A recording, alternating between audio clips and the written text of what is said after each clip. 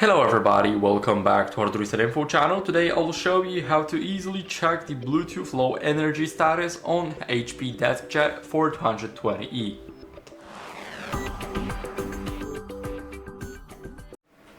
So first open the HP Smart app. Now here scroll down until you guys see advanced settings. Now click them and now you will be redirected to the browser of the printer.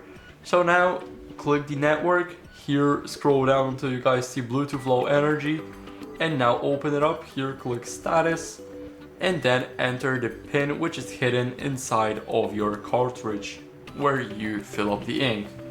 So once I enter the pin, I'll be back with you guys. So after entering the pin, here we will be in the status settings. So here we can disable or enable the battery Bluetooth low energy. So here we can change it, let's say, to the off. Now let's apply those settings and now the changes have been made successfully. So this is how you guys can change that. That be it. Thank you guys for watching, hope it helps you, and if it did, then leave a like, subscribe and a comment. Bye.